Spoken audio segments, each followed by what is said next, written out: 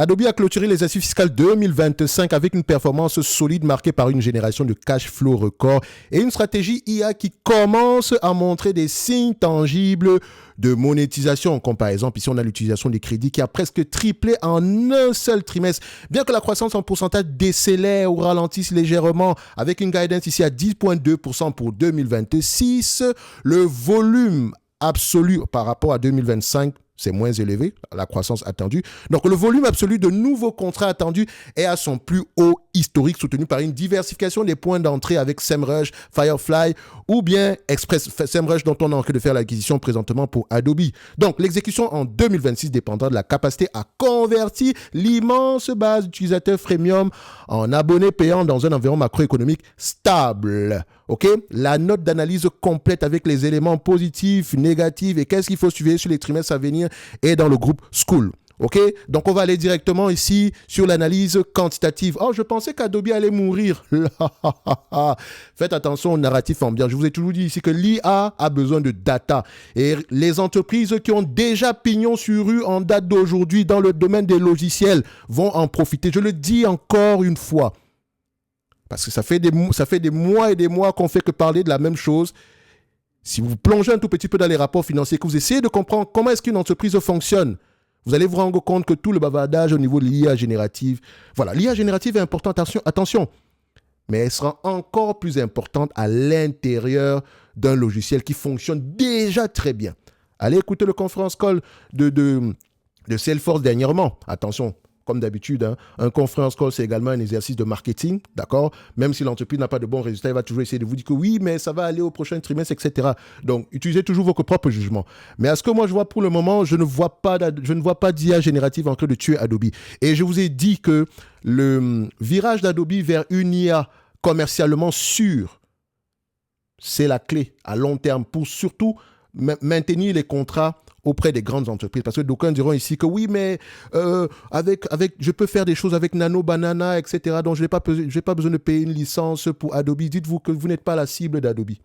Oui, mais Canva va tuer Adobe. Adobe a la même chose. Gratuitement également. Peut-être aussi puissant que Canva.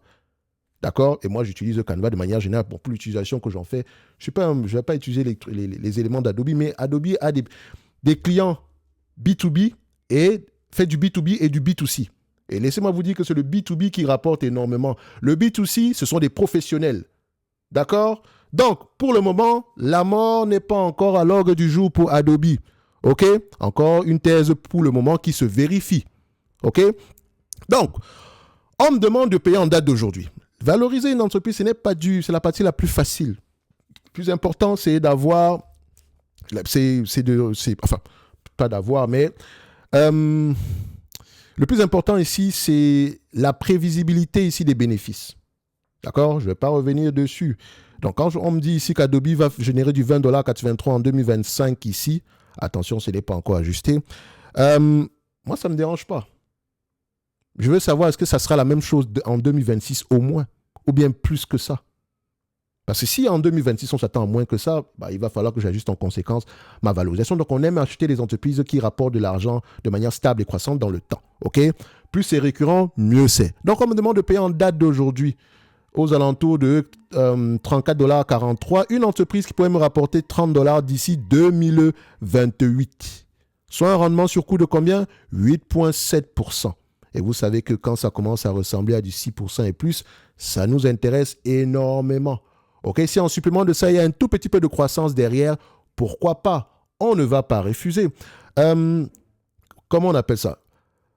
Au niveau des attentes également, comme vous pouvez le voir, ce qui m'intéresse parfois, c'est également d'aller voir est-ce que les attentes des analystes sont est-ce que les analystes sont de plus en plus optimistes ou bien de moins en moins optimistes? Déjà, ils sont optimistes de manière générale. C'est le pourquoi qui devrait également vous intéresser. OK? Donc, il y a à peu près 6 mois, c'était à 27,72$. Aujourd'hui, c'est 29,15$. Donc, on a une certaine augmentation. Ça peut également être dû au fait qu'on a un gros programme de rachat d'actions actuellement en cours. Et Adobe ne verse pas de dividendes, n'est-ce pas? Mais elle pourrait le faire si elle le voulait. Shareholder yield, encore une fois. C'est ce que vous devez aller regarder. Donc, en date d'aujourd'hui, pour une entreprise qui n'est presque pas endettée du tout, on me demande de payer en date d'aujourd'hui ce prix-là. Je dirais, pour la valorisation d'Adobe Allez vous-même regarder les marges. Je pense qu'on a déjà chanté cette chanson plusieurs fois sur cette chaîne. Marge brute, marge nette, EBITDA, etc. Vous savez déjà le faire. Si vous ne savez pas le faire, retournez sur les anciennes vidéos ici. Prenez ce modèle-là et essayez de l'appliquer de vous-même. Parce qu'également ici sur cette chaîne, n'oubliez pas, vous devez apprendre à faire les choses vous-même. OK? So, maintenant, pour Adobe, en date d'aujourd'hui, par rapport aux chiffres, vu qu'on a déjà chanté cette chanson plusieurs fois, tout ce que je vais faire ici, c'est combien est-ce que je serais prêt à payer en date d'aujourd'hui, 20 fois les bénéfices, 25 fois les bénéfices. On va d'abord se limiter à 20 fois les bénéfices. Ça veut dire que ça donne à peu près aux alentours de 583 $ si on arrive à générer 30 $ par action d'ici 2028. Et c'est possible. 583 $ par rapport au prix actuel, c'est cadeau. Qu'est-ce que je fais? Je vais dans ma watchlist. Adobe fait partie ici de... On va la voir où? ADBE. Bon, je ne sais pas, ADBE. Voilà, bon, vous me connaissez, vu qu'on est sur Coifin maintenant, je n'aurai pas le choix que de chanter la chanson que je ne voulais pas chanter en date d'aujourd'hui. Voilà. Est-ce que ça se dit même d'ailleurs? Après, on s'en fout. Bref, croissance du revenu, c'est magnifique, n'est-ce pas? Elle provient d'où? Acquisition organique, vous connaissez la chanson, n'est-ce pas? Bon, ça fait beaucoup de chansons aujourd'hui, Thierry. Qu'est-ce qui se passe avec toi? Bon, revenons normalement ici. Bon, croissance des revenus, on aime ça. Au niveau, ensuite, on regarde quoi? Marge brute, premier niveau de pricing power, ne l'oubliez pas, n'est-ce pas? Ça donne quoi ici? Marge brute en croissance, ça veut dire quoi? Pricing power est actif en date d'aujourd'hui. Oh, l'IA va nous tuer. Sans blague, ça ne se voit pas encore pour le moment. Donc, marge EBITDA, est-ce qu'on chante une chanson ici? Est-ce qu'on va dans le même sens? Bien sûr qu'on va dans le même sens. 40% de marge et vous me demandez de payer 15 fois les bénéfices pour ça? Ben je paye. Je paye, les amis. Je paye. Rachat d'actions massifs. En termes de shareholder yield, qu'est-ce qu'on a ici? Adobe a versé, si elle avait reversé en dividende tout ce qu'elle a utilisé pour acheter les actions, rembourser la dette, vous auriez un rendement de 8%. 8%. 8%. Vous voulez quoi en fait? Qu'est-ce que je veux dire? Investir, c'est pas compliqué. Hein? Il faut juste aller sur les dossiers que les autres ignorent. Ne vous inquiétez pas, c'est la clé. Sélectionnez les dossiers que les autres ignorent, achetez-les tranquillement, d'accord? Et patientez. Tant que le scénario d'investissement de départ est toujours d'actualité. Donc, concentrez-vous sur les entreprises. Comme je l'ai toujours dit, hein, 2026 arrive, ok? 2026 arrive et beaucoup de gens, enfin, comme d'habitude, les gens se demandent, oui, mais quelles sont les entreprises qu'on devrait acheter, etc. Vous savez, moi, je fais plus de top machin, truc là. Ça sert à rien du tout ici. On n'apprend rien du tout ce genre de vidéo là. Et donc, ce que je fais, généralement, je viens ici, lot of charts. Je vais aller sélectionner, bon, moi, j'investis généralement en Amérique du Nord. Donc, vous pouvez mettre le CAC 40 si vous voulez, ou bien, dépendamment du pays dans lequel vous êtes. Et allez toujours regarder les entreprises qui se cassent la gueule sur une année. Vous avez quoi? Fiserv, on va remonter. IT, on va remonter. La même chose, l'intelligence artificielle va nous tuer, machin, truc. Gardner va revenir. Déjà, je ne m'inquiète pas. Regardez à quoi ça ressemble en date d'aujourd'hui. Je sais qu'on parle d'Adobe, mais voilà. Il y a des choses qui, vraiment... éteignez la télé. Concentrez-vous sur le business en lui-même. Aujourd'hui, voici des entreprises qu'on vous vendait, je ne sais pas moi, à 40 fois les revenus, les gens achetaient. Aujourd'hui, à 15 fois les bénéfices, vous ne voulez pas l'acheter. Parce que l'IA va nous tuer. Pour le moment, ça ne se vérifie pas. Et donc, ces entreprises-ci, à 15 fois les bénéfices, c'est cadeau. J'achète tranquillement. Oui, évidemment, il n'y a pas de croissance, etc. Mais si elle rachète ces actions, ça sera parfait pour moi. OK? Et on n'est pas à l'abri d'une acquisition ou bien d'une croissance éventuelle à venir. Mais à partir de 15 fois les bénéfices, c'est intéressant. Vous voyez des entreprises pareilles, Fiserv, vous connaissez le problème. D'accord? Bon, je ne sais même pas.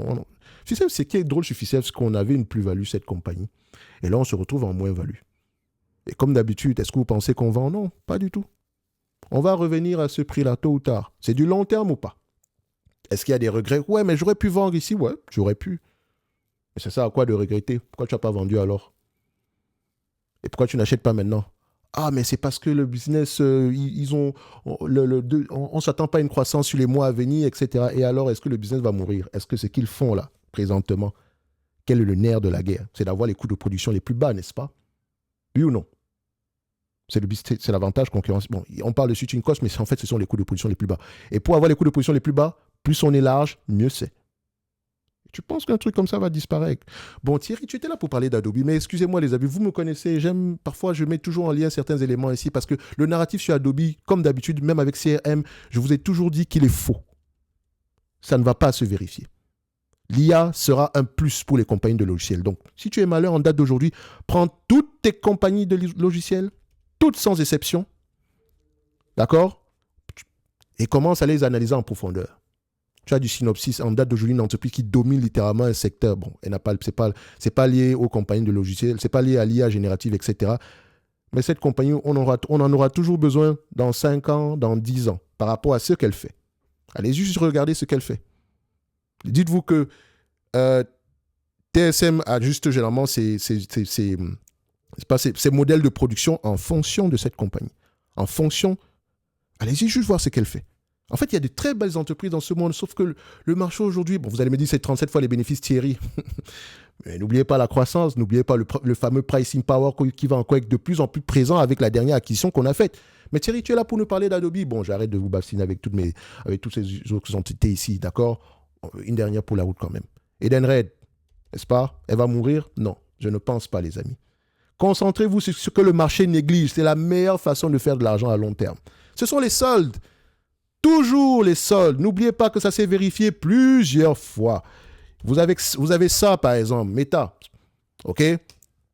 Après, personne ne veut plus l'acheter en date d'aujourd'hui. C'est devenu une mauvaise entreprise. 20 fois les bénéfices pour une entreprise qui génère autant de cash.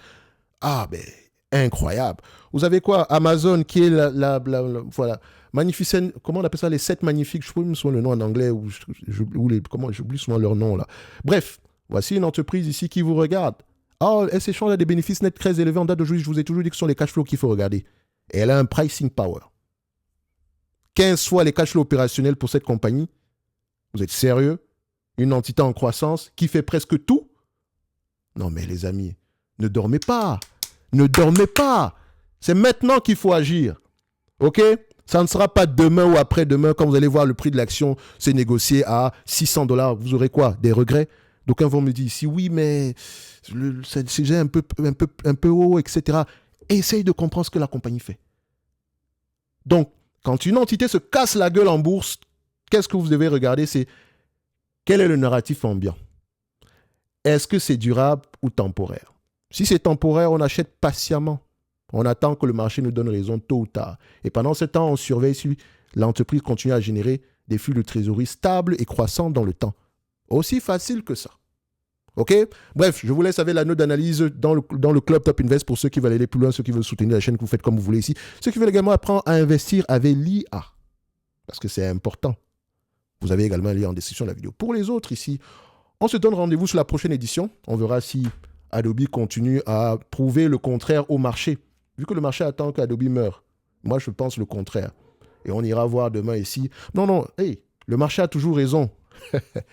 À long terme, oui. Mais à court terme, non. C'est pour ça qu'il y a des opportunités. Parfois, je comprends. Donc, faites attention. Bref. Merci et au revoir.